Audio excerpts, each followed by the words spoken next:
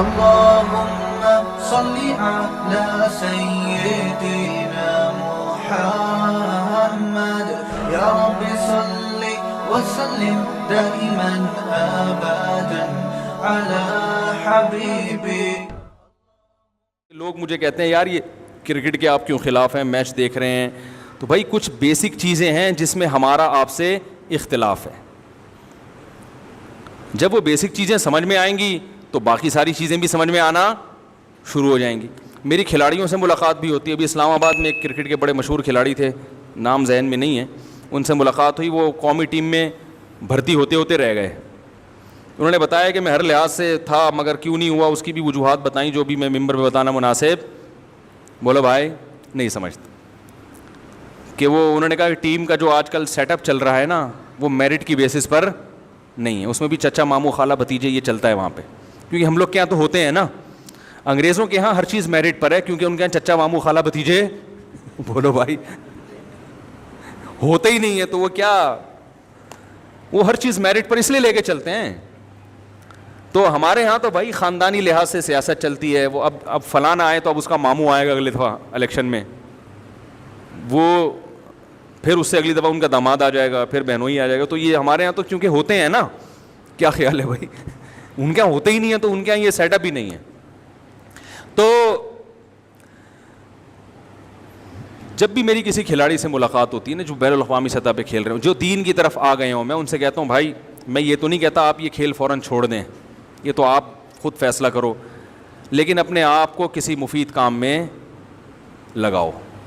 اس لیے کہ آخرت میں ہم سے ہمارے ایک ایک عمل کے بارے میں بولو بھائی حساب لیا جائے گا. جس کا یہ نظریہ ہے وہ کرکٹ کے لمبے لمبے میچز میں ان کو دیکھ کر اپنے قیمتی اوقات کو برباد نہیں کرے گا. اور جس کا یہ نظریہ ہی نہیں ہے تو وہ تو کہے گا یار قوم انجوائے کر رہی ہے, لوگ دیکھ رہے ہیں, لوگ اچھل رہے ہیں, کود رہے ہیں, کلا بازیاں کھا رہے ہیں, تھوڑا سا ڈپریشن ختم ہو رہی ہے, تو ان کو پتہ نہیں کیوں تکلیف ہو رہی ہے. کیا خیال ہے بھائی, وہ کہیں گے ان کو پتہ نہیں کیوں تکلیف ہو رہی. بھائی اگر مرنا ہے اور ہمیں ایک مقصد کے لیے پیدا کیا گیا ہے, ایک ہدف دے کر پیدا کیا گیا ہے, تو آپ اس ویژن کو سامنے رکھ کر زندگی گزارو. جو چیز اس ویژن تک پہنچنے میں رکاوٹ بن رہی ہے آپ اس کو اپنی زندگی سے نکالو. جب کوئی ویژن ہی نہیں ہے, ویژن ہی لائف کو انجوائے کرنا ہے, تو صرف کرکٹ نہیں دیکھو میرے بھائی, پھر نائٹ کلبوں میں جا کے ناچ گانا بھی کرو. جب آپ کا ہدف ہی لائف کو انجوائے کرنا ہے تو پھر تو شراب بھی پیو, پھر تو سارے الٹے سیدھے کام کرو بھائی. اور اگر آپ کہتے ہو نہیں مذہب نے پابندی لگائی ہے شراب پینے پر, زنا کرنے پر, یہ بہت بڑی برائی ہے, تو مذہب تو آپ کو یہ بھی کہہ رہا ہے کہ ٹائم ویسٹنگ بھی کیا ہے اسلام میں. بولو بھائی غلط ہے. قد افلح المؤمنون 18ویں پاری کی پہلی آیت, تحقیق کامیاب ہو گئے مومن, الذین هم فی صلاتهم خاشعون, جو اپنی نمازوں میں خشوع پیدا کرتے ہیں, والذین هم عن اللغو معرضون, جو لغویات سے اعراض کرتے ہیں. مومن کی ایک صفت یہ ہے کہ وہ فضول اور لغو کاموں میں اپنے ٹائم کو ضائع نہیں کرتا. آپ کہہ سکتے ہیں کہ بھائی اس کا مطلب بالکل صوفی بن کے بیٹھ جائیں, کوئی کھیل تفریح ہی نہ ہو, لائف میں کوئی انٹرٹینمنٹ ہی نہ ہو, یہ تو بڑی پھیکی ہے, تو ڈپریشن کے مریض بن کے مر جائیں گے, ویژن تک تو ویسے بھی نہیں پہنچ پائیں گے. سوال سمجھ میں نہیں آ رہا, میرا خیال ہے آ رہا ہے بھائی الحمدللہ. تو بھائی اس معاملے میں بھی اسلام نے ہمیں گائیڈ کیا ہے, اس میں بھی ہمیں کسی اور سے پوچھنے کی ضرورت نہیں ہے. نبی صلی اللہ علیہ وسلم کی صحیح حدیث ہے, آپ صلی اللہ علیہ وسلم نے فرمایا الا کل لہو باطل الا ثلاث, ہر کے کھیل تماشا باطل ہے, ناجائز ہے, برا ہے, سوائے 3 کھیلوں کے. سوائے بولتے کیوں نہیں, 3 کھیلوں.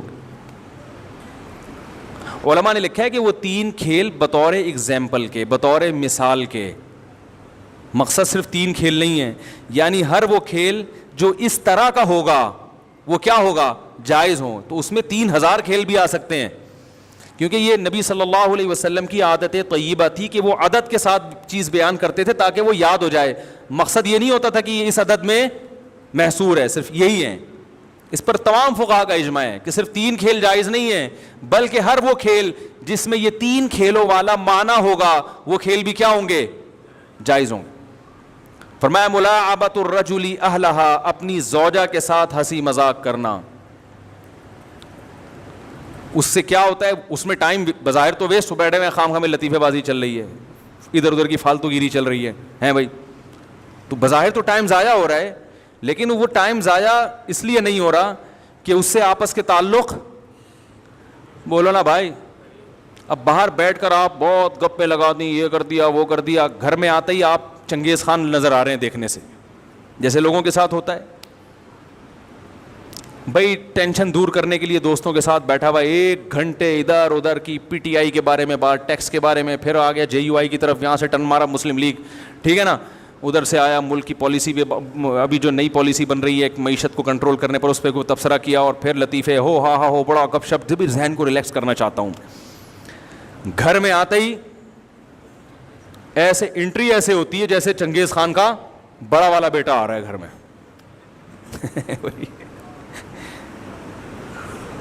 جو ٹینشن دور کرنی تھی وہ ساری باہر دور ہو گئی، اب بچا کچھ ہے ہی نہیں. تو آپ صلی اللہ علیہ وسلم نے اس میں فوکس کس کو کیا؟ زوجہ کو. اس کے ساتھ بیٹھ کے فالتو کی، نبی صلی اللہ علیہ وسلم لطیفے سنا کرتے تھے اپنی ازواج سے، حالانکہ آپ کا وقت کتنا قیمتی تھا. تو وہ کیونکہ اس کا فائدہ ہے، وہ ٹائم ویسٹنگ نہیں ہے، کیونکہ جتنا تعلق مضبوط ہوگا، فیملی سسٹم اتنا مضبوط ہوگا، بچوں کی تربیت اتنی اچھی ہوگی، پھر آپ کی باہر توجہ نہیں جائے گی. جی سوال پوچھا ہے کسی نے، من و سلوہ کے بارے میں بتائیں. زردہ بریانی کے بارے میں پوچھتے تو میں تفصیل سے بتاتا. من و سلوہ تو بنی اسرائیل پہ نازل ہوا ہے، ہم پہ نازل نہیں ہوا. بنی اسرائیل نے جب وہ میدان میں ایسے ہی گھوم رہے ہوتے تھے تو اللہ تعالیٰ نے ان کو ایک نعمت دی کہ آسمان سے ان کے لیے من و سلوہ اتارا. یہ کیا تھا؟ تو کہتے ہیں کہ بٹیر کا گوشت، پرندوں کا گوشت ہوتا تھا، بٹیر ٹائپ کا پرندہ تھا، یہ خالص بٹیر تھا. اور صبح کے وقت ایک چیز تھی میٹھی جو پتوں پہ آ کے لگی ہوئی ہوتی تھی، تو وہ یہ کھایا کرتے تھے. فری پھوکٹ کا تھا اللہ کی طرف سے، لیکن انہوں نے ناشکری کی تھی اس کی. باقی ڈیٹیل مجھے معلوم نہیں ہے، کسی اور وقت بتائیں گے. آپ مجھ سے زردہ بریانی کے بارے میں پوچھیں تو میں انشاءاللہ تفصیل سے بتا سکتا ہوں. طلاق میں رجوع کیا ہے؟ کیا طلاق میں رجوع کا مطلب ہے کہ اگر 3 طلاقیں نہ دی ہوں، 1 دی ہو یا 2 دی ہو، تو آپ رجوع کر سکتے ہیں عدت کے اندر. آپ نے بیوی کو طلاق دی تو ابھی اس کی عدت پوری نہیں ہوئی ہے، یعنی 3 دفعہ مینسز آ کے ختم نہیں ہوئے ہیں، تو آپ اس دوران یہ زبان سے کہہ دو کہ میں نے رجوع کر لیا، تو اب اس طلاق سے نکاح ختم نہیں ہوگا، یعنی عدت کے بعد نکاح ختم نہیں ہوگا. اگر آپ رجوع نہ کرتے تو عدت کے بعد 1 طلاق سے بھی نکاح ختم ہو جاتا. سمجھ رہے ہیں؟ تو 1 طلاق کے بعد بھی رجوع ہو سکتا ہے، 2 کے بعد بھی ہو سکتا ہے، 3 طلاقوں کے بعد رجوع نہیں ہو سکتا. یہاں میں ایک اور بات بتا دوں، ابھی ہمارا الحمدللہ ریکارڈنگ کے لیے اسٹوڈیو تیار ہو گیا ہے، اس میں اگلے ہفتے سے ہم ریکارڈنگ شروع کر رہے ہیں. اس کے لیے یوٹیوب کا ایک الگ چینل بھی بنایا ہے جس میں صرف مسائل ہی کی ریکارڈنگ ہوا کرے گی. تو وہ اس میں ہم انشاءاللہ یہ جو کافی ڈیٹیل سے صرف فقہی مسائل ہی کو ڈسکس کریں گے، پورے دلائل کے ساتھ، پورے حوالوں کے ساتھ. تو وہ چینل کا نام میں آپ کو اگلے ہفتے انشاءاللہ بتا دوں گا، تو آپ لوگ سبسکرائب کر لیے گا. اس میں انشاءاللہ صرف یہ علمی مباحث ہی ہوں، اس میں واعظ و نصیحت یا یہ والے بیانات نہیں ہوں گے، کیونکہ وہ ٹاپک یہاں چھیڑنا مناسب نہیں ہوتا، کیونکہ ہر آدمی کی تو وہ ضرورت نہیں ہے نا. کیا منی پاک ہے اور سوکھ جائے تو دھونا ضرور؟ ناپاک ہے منی، اس کے دلائل میں ریکارڈ کروا چکا ہوں، یوٹیوب پہ موجود ہیں. سوکھ جائے تو آج کل دھونا اس لیے ضروری ہے کہ ایک وجہ ہے اس کی، چائے بہت پیتے ہیں لوگ، چائے پیتے ہیں تو وہ آج کل جو ہے نا، پہلے زمانے میں وہ ایسا ہوتا تھا کھرچنے سے اپنی جگہ سے ہٹ جایا کرتی تھی، آج کل جو ہے وہ بالکل کپڑے کے اندر سرایت کر جاتی ہے، پیشاب میں اور اس میں فرق ہی ختم ہو گیا ہے. صحتیں ایسی ہیں لوگوں کی، اس لیے علماء نے لکھا ہے آج کل کے دور میں کہ آج کل اس کا دھونا ضروری ہے، کیونکہ وہ بالکل اس میں جو ہے نا وہ ختم، بہت وہ اس میں وہ گاڑھا پن ختم ہو گیا ہے. دوسری بیوی کے لیے پہلی بیوی سے اجازت لینا ضروری ہے. وضاحت سے بیان کریں. اتنی دفعہ اس پہ وضاحتی بیانات ہو چکے ہیں, مجھے پٹواؤ گے گھر میں. اجازت ضروری نہیں ہے, عدل ضروری ہے. عدل, حقوق ادا کرنا ضروری ہے. آپ 4 شادیاں کریں لیکن اس شرط کے ساتھ کہ چاروں کے حقوق پورے کریں اور چاروں میں برابری بھی کریں. جمعے کے 2 فرض کے علاوہ باقی کی 12 رکعتیں پڑھنا ضروری ہیں یا نہیں؟ جمعے سے پہلے 4 سنتیں ہیں اور جمعے کی نماز کے بعد 4 سنتیں, یہ موقدہ ہیں, باقی غیر موقدہ ہیں. کیا قیامت کے دن بزرگان دین ہمیں بخشوائیں گے؟ قیامت کے دن بزرگان دین ہمیں بخشوائیں گے یقیناً, لیکن کتنا, کس حد تک, یہ ہمیں معلوم نہیں ہے. ایک باؤنڈری اللہ نے کھینچی ہے. قرآن میں آتا ہے وَلَا يَشْفَعُونَ إِلَّا لِمَنِ ارْتَضَىٰ, کوئی بھی شفاعت نہیں کرے گا قیامت کے دن مگر وہ جس سے اللہ راضی ہوگا. تو جتنی شفاعت کی اللہ اجازت دے گا اتنی شفاعت کریں گے, اور جس کی اجازت دے گا اس کی کریں گے, اپنی مرضی سے نہیں کریں گے. سمجھ رہے؟ کسی بزرگ کو خیال ہوا کہ اس کو بخشوا دوں, بس اللہ سے کہوں یہ بخش جائے. یعنی زمانے جاہلیت میں ایک جو مشرکین کا یہ نظریہ تھا کہ ہمیں زبردستی بخشوا سکتے ہیں اللہ کے سامنے, اللہ ان کی بات کو مسترد نہیں کرے گا. تو ایسا نہیں ہے.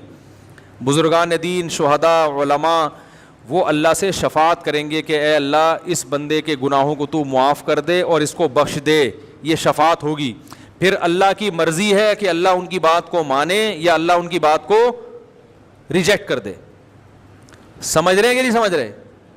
ایک بات تو یہ, اللہ کی رحمت سے امید ہے انشاءاللہ اللہ مانیں گے. کیا خیال ہے؟ تبھی تو اللہ نے ان کو اجازت دی ہوگی کہ شفاعت کرو. دوسری بات یہ کہ اللہ تعالیٰ ایک حد کھینچیں گے کہ اس سے زیادہ آپ آگے نہیں جا سکتے. نمبر 1, جو ایمان پہ جس کی موت واقع نہیں ہوئی, شرک پہ مرا ہے, اس کی شفاعت کی اجازت نہیں ہوگی. سمجھ رہے ہیں؟ اور جس کی ایمان پر بھی موت ہوئی ہے تو اس کی بھی محدود اجازت ہوگی. یعنی عین ممکن ہے وہ بزرگ چاہتے ہوں کہ یہ بالکل بخشا جائے, اللہ کہیں گے نہیں آپ تو چاہتے ہو مکمل بخشش ہو, مکمل نہیں, آدھی بخشش ہو جائے گی, آدھی سزا معاف ہو جائے گی. ایسا بھی ہو سکتا ہے. سمجھ رہے ہیں؟ تو اس لیے ہمیں اعمال کو فوکس کرنا چاہیے اور بزرگوں سے بھی محبت کرنی چاہیے. جو لوگ بزرگ لیس ہوتے ہیں, بزرگ قیامت کے دن ان کی شفاعت نہیں کریں گے کیونکہ انہوں نے کسی بزرگ کو چھوڑا ہے ہی نہیں. صحیح ہے نا؟ ان کا خیال ہے کہ سارے بزرگ فراڈی ہیں, بزرگ ہوتے ہی نہیں ہیں, بس یہ قرآن حدیث پہ آ جاؤ. قرآن یعنی گویا کہ قرآن حدیث صرف یہی سمجھ رہے ہیں, ان کے علاوہ دنیا میں کوئی سمجھنے والا ہے ہی نہیں. ظاہر ہے بزرگ کا تو مطلب یہ ہے کہ جو قرآن و حدیث پہ چلتا ہو نا. بزرگ کا مطلب یہ نہیں جس کا گیٹ اپ بزرگوں والا ہو. ایسے تو بڑے بڑے فراڈیوں کا گیٹ اپ بزرگوں والا ہوتا ہے. جاہل پیر جتنے ہیں ان کے گیٹ اپ تو ماشاءاللہ بڑا لشفش ہوتا ہے. تو بزرگ کا مطلب جو قرآن و سنت کو فالو کرتے ہوں, اللہ کی عبادت کرتے ہوں, برائیوں سے بچتے ہوں. ایسے بزرگ ہر دور میں انشاءاللہ وافر مقدار میں موجود رہیں گے. ان سے بنا کے رکھیں, ان سے تعلق رکھیں. قیامت کے دن انشاءاللہ وہ آپ کی شفاعت کی کوشش کریں گے. وہ کوشش کتنی کامیاب ہوتی ہے اللہ ہی جانتا ہے, مگر کوشش کا کچھ نہ کچھ تو فائدہ ہوگا نا. سب سے پہلے تو نبی کی شفاعت ہوگی, پھر صحابہ کی, شہداء کی, علماء کی, بزرگوں کی, سب کی ہوگی. اس لیے بزرگوں کو برا بھلا نہ کہا کریں, ورنہ ایسا نہ ہو کہ اچھے اعمال بھی برباد ہو جائیں. اللہ قیامت کے دن وہ بزرگ کہیں کہ اللہ یہ نیک اعمال کرتا تھا مگر مجھے برا بھلا کہتا تھا, تو مجھے اس کا جنت میں جانا سمجھ میں نہیں آ رہا. ٹھیک ہے. نماز میں درود شریف کے بعد والی دعا پڑھنا ضروری ہے یا نہیں؟ نہیں پڑھنی چاہیے, سنت ہے. مولانا KPK میں ہمیشہ چاند میں کیوں اختلاف کرتے ہیں؟ یہ جب دوبارہ سے چاند آئے گا پھر یہ باتیں چھڑیں گے انشاءاللہ. انڈیا سے ایک بہن نے درخواست کی ہے کہ یوٹیوب پر علماء کے کلپ پر بعض پاکستانی بھائی انڈین مسلم کو گالی گلوچ اور نام نہاد کا طعنہ دیتے ہیں. اس سے غیر مسلم تو خوش ہوتے ہی ہیں, نقصان یہ ہے کہ انڈیا کے مسلمان بزن ہو جاتے ہیں. آپ سے درخواست ہے کہ اس پر نصیحت کریں. بہت بری حرکت ہے بھائی, میں نے بھی دیکھا ہے بعض دفعہ وہ بیان چل رہا ہوتا ہے نیچے انڈین اور پاکستانیوں میں پھڈا چل رہا ہوتا ہے. بڑی بری حرکت ہے. سب سے پہلا رشتہ کلمے کا رشتہ ہے, سمجھ رہے ہو, کلمے کا رشتہ ہے. تو یہ طنز کرنا, یہ طعنے دینا حرام ہے, ناجائز ہے, بری حرکت ہے. کسی گناہ یا غیب کی وجہ سے تعلق ختم کرنا جائز ہے کہ نہیں؟ عیب کی وجہ سے بھائی اگر آپ کو یہ ڈر ہے کہ اس گناہ کے اثرات مجھ پر بھی آئیں گے, میں بھی اس سے متاثر ہوں گا, میں بھی کہیں اس گناہ میں نہ پڑ جاؤں, تو فوراً تعلق ختم کر دیا جائے. اور اگر آپ کو یہ ڈر نہیں ہے تو پھر یہ دیکھا جائے اس سے تعلق رکھنا کوئی مجبوری ہے, ضرورت ہے, چاہے وہ دینی ضرورت ہو, جیسے بعض دفعہ اس کو دین کے قریب کرنا مقصد ہوتا ہے, یا آپ کا اس سے کاروباری لین دین ہے, یا وہ آپ کا قریبی رشتہ دار ہے تو رشتہ داری جوڑنا بھی اللہ اس کے رسول کا حکم ہے, تو ایسی مجبوری میں تو پھر تعلق رکھا جائے گا. اور اگر صرف تعلق برائے تعلق ہے اور کوئی حکمت مصلحت نہیں ہے تو فری پھوگڑ میں تو بلا وجہ ویسی تعلقات رکھنا صحت کے لیے نقصان دہ, سمجھ رہے ہو, دینی صحت کے لیے نقصان دہ, کیونکہ ٹائم ویسٹنگ ہے. ہم جب مدرسے میں پڑھتے تھے تو ہمارے حضرت کی طرف سے کسی سے دوستی لگانے پر پابندی تھی, سمجھ رہے ہیں, فرمایا اپنی پڑھائی میں توجہ دو, باہر کسی کام سے جاتے ہو, کوئی دکاندار ہے اس سے کچھ مال خریدا, کچھ چیز لی, کوئی جیسے کچھ خریدنا ہوتا ہے, بسکٹ خریدا, واپس آ گئے, سلام کرو, سلام کا جواب دو, اس سے زیادہ ہیلو ہائے بولے بھائی مت. اس وقت تو ہمیں اشکال ہوتا تھا کہ مسلمانوں سے تو سب سے تعلق ہونا چاہیے بھائی, بلا وجہ خام خواہ کی بلا وجہ کی دوست کھڑے ہو جاؤ وہاں پہ, اور کیا چل رہا ہے بھائی, بزنس کیسا چل رہا ہے, تو تمہارا کیا لینا دینا اس سے. اس کا نقصان یہ ہوگا بلا وجہ کی دوستیاں ہوں گی, ٹائم ویسٹنگ, پھر وہ چائے پہ بلائے گا, پھر کبھی کھانے پہ بلائے گا, پھر آپ اس کو چائے بلاؤ گے, کبھی کھانے بلاؤ گے, پھر خیریت, اور آپ کی جو پڑھائی ہے وہ کہاں چلی جائے گی, تیل لینے چلی جائے گی, وہ صحیح, اس کی ایسی کی تیسی ہو جائے گی. تو اصل ہدف کو فوکس رکھنا چاہیے, ملنا سب سے چاہیے اچھے طریقے سے, دوستی اس سے رکھنی چاہیے جس سے دوستی میں کوئی فائدہ ہو, سمجھ رہے ہو, ملو سب سے اچھے طریقے سے, نفرت کسی سے نہیں, محبت سب سے اچھی, انڈی والا خواہ جوڑ توڑ سنگے مروڑ انڈی والا خواہ دے. جیسے آپ دیکھو نا ہمارے جو پشتون کے پی کے علاقے کے لوگ ہیں, جب وہ ملتے ہیں تو بڑا ماشاءاللہ پورا ایک ان کا ایک الفاظ ہیں پورے نا ملاقات کے, وہ بڑی ڈیٹیل میں ملاقات ہوتی ہے. میں ابھی کسی ہمارے ایک پشتون دوست تھے, انہوں نے میری دعوت کی, تو جیسی دعوت کی نا تو انہوں نے مجھے گھر میں نہیں بٹھایا اندر, انہوں نے کہا مفتی صاحب یہ پیکنگ کا دمبے کا گوشت ہے, چربی میں پکایا ہے, یہ آپ گھر لے جائیں اور فوراً نکل لیں یہاں سے. میں نے کہا کیوں, کہہ رہے ہیں وہ آپ ایک تو لیٹ ہو گئے, تو وہ جو لوگ ہیں نا ہمارے سارے رشتہ دار وہ ابھی دعوت سے باہر نکل رہے ہیں, ایک ایک آدمی آپ سے ملے گا اور اتنی لمبی خیریت ہوگی کہ فجر یہیں پہ ہو جائے گی آپ کی. بھائی یہ اسٹائل ہے ان کا.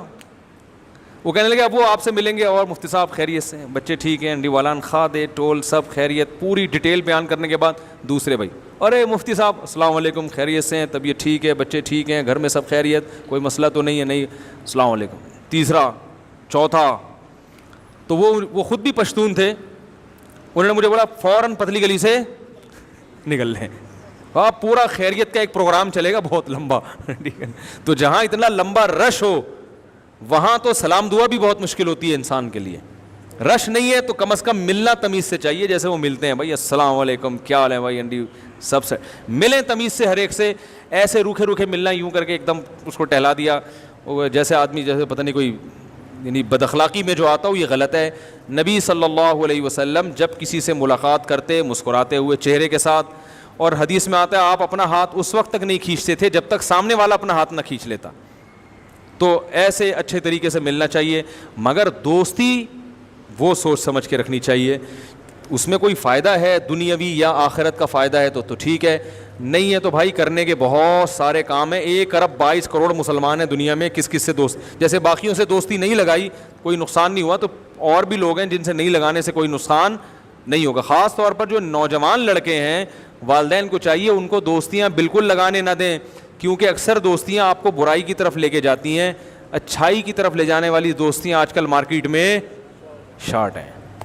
تو بچوں پہ نگرانی کیا کریں بھائی, پڑھائی پہ توجہ دو, اپنے ٹیوشن سے گھر آؤ, یہاں بیٹھ کے پڑھو. کیا کبھی ادھر گٹر کے ڈھکن پہ فلاں کے ساتھ بیٹھا ہوا ہے, کو کہہ رہا ہے میرا لنگوٹی یار ہے, وہ میرا فلانا یار ہے, وہ کوئی کام دھندہ نہیں ہے, پھر وہ دوستیوں میں ویلیاں لگائی جا رہی ہیں, پھر وہ اور بہت کچھ ہو رہا ہے, وہ گھر آ کے بتاتے بھی نہیں آپ کو. تو وہ سلام دعا سب سے, ہاں اپنے بہن بھائیوں سے دوستی لگاؤ, ان سے آج کل لگاتے نہیں. اس دوستی کا فائدہ ہے وہ بڑھاپے تک کام آئے گی, بچپن کی یادیں ہوتی ہیں بڑھاپے تک کام آتی ہیں. سمجھ رہے ہیں کہ نہیں سمجھ رہے؟ اللہ عمل کی توفیق عطا فرمائے. سبحانک اللہم و بحمدک نشہد ان لا الہ الا انت نستغفرک و نتوب الیک.